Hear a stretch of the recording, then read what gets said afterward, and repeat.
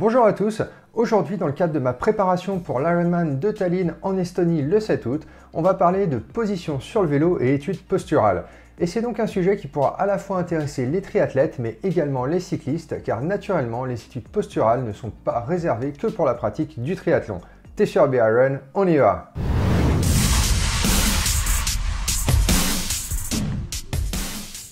Alors pour la petite histoire, depuis que j'ai commencé le triathlon, ça doit être la 4e ou la 5e étude posturale que je fais. Donc en gros, une par an. Et au fur et à mesure des études, cela m'a permis d'optimiser petit à petit ma position en recherchant généralement 3 objectifs. Le premier, être plus aéro. Le deuxième, pouvoir produire davantage de puissance. Et le troisième, pouvoir tenir la position tout en maintenant la puissance sur la longueur. Et en effet, c'est clairement la combinaison de ces 3 facteurs et le bon équilibre que vous pourrez trouver entre la position d'une part, la puissance développée d'autre part et le confort qui va faire que vous allez performer sur votre triathlon. Et comme la partie vélo sur un triathlon va en gros à la louche correspondre à la moitié du temps passé sur l'épreuve, vous voyez direct l'importance de s'assurer que l'on a une bonne position sur son vélo. Donc la semaine dernière, je suis allé rendre visite à Andrés chez Bikefit Elche en Espagne, avec qui j'avais déjà fait une étude posturale l'année passée pour faire les réglages sur mon vélo d'entraînement.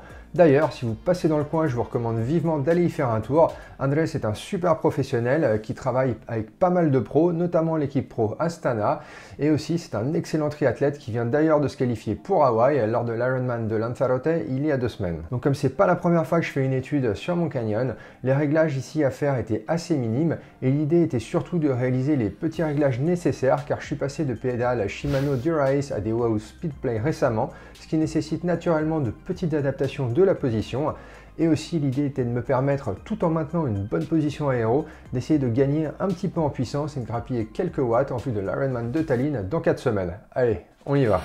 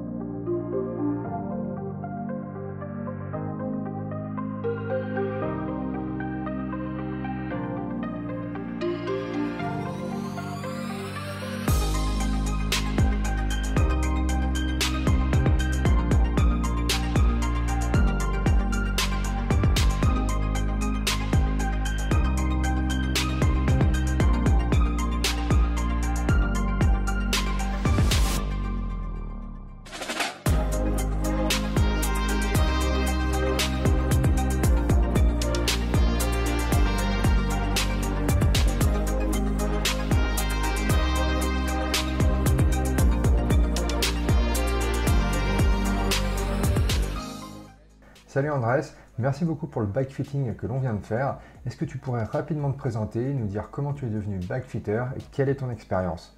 Bon, en termes d'expérience, j'ai commencé à travailler dans le milieu du triathlon parce que je participe également à des compétitions de triathlon et en voyant que la position sur le vélo était très importante, j'ai commencé à étudier la biomécanique et petit à petit j'ai acquis de l'expérience, j'ai passé différents diplômes en biomécanique et j'ai réussi à combiner du coup mon travail et ma passion. Alors je te commente un peu ce qui pour moi est le plus important. Pour moi, en matière de biomécanique, si on fait des longues distances comme c'est ton cas, bon toi tu as déjà pas mal d'expérience, c'est donc de rechercher davantage l'efficacité avec une position que l'on pourra tenir dans la durée et réussir à être plus rapide avec moins de watts développés.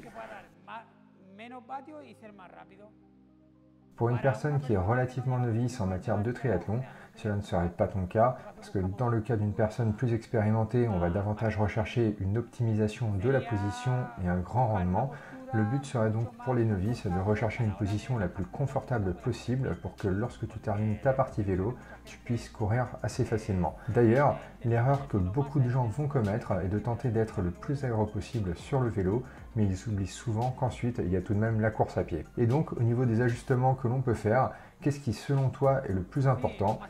Oui, le plus important pour moi est de commencer par les cales de chaussures.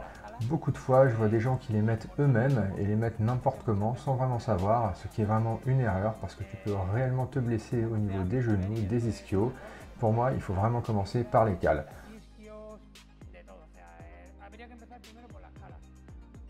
Ensuite, en fonction du type de course que l'on fait, si l'on fait de la longue distance, on va chercher un peu plus de confort pour après pouvoir bien performer sur le marathon. Et si on est sur du court, on pourra être un peu plus agressif parce que l'on passera moins de temps sur le vélo et que la course à pied sera aussi plus courte. Mais ce qui est très important lorsque tu achètes un vélo neuf, avant tout, est de faire une étude posturale. Après, j'imagine que lorsque tu as déjà fait une étude, c'est une bonne chose d'en faire à intervalles réguliers, non ? Oui, bien sûr, comme on va changer des choses, il faudra que tu t'adaptes à ce que l'on a fait,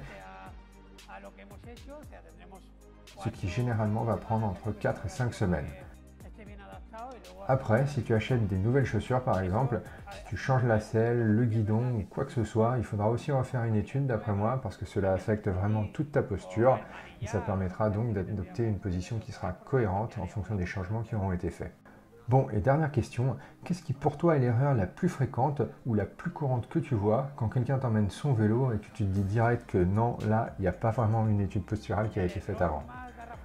L'erreur la plus classique que je vois est que les gens veulent avoir une position super agressive dès le départ. Les gens voient Frodeno en vidéo et ils se disent qu'ils veulent avoir tout de suite la même position que lui, mais lui, il a 30 ans de compétition derrière lui alors que nous, on vient juste de commencer. Donc c'est vraiment ça, vouloir avoir une position trop agressive que l'on ne pourra pas tenir alors que parfois, en étant un peu plus relevé, on aura un rendement bien supérieur. Et comme je disais, surtout se souvenir qu'après, il y a un marathon à courir et si possible, à courir vite. Merci beaucoup Andrés et également félicitations parce que je comprends que tu t'es qualifié pour les championnats du monde à Hawaï cette année. J'espère que je te verrai là-bas aussi. Ouais, moi aussi, merci beaucoup. Donc voilà pour aujourd'hui. Si vous avez aimé la vidéo, n'oubliez pas de nous laisser un petit like et pour ceux qui ne sont pas encore inscrits à la chaîne, allez-y, c'est le moment de nous rejoindre. Si vous avez des questions ou des commentaires, comme d'habitude, vous nous les mettez en dessous. Nous, on se retrouve bientôt pour une prochaine vidéo.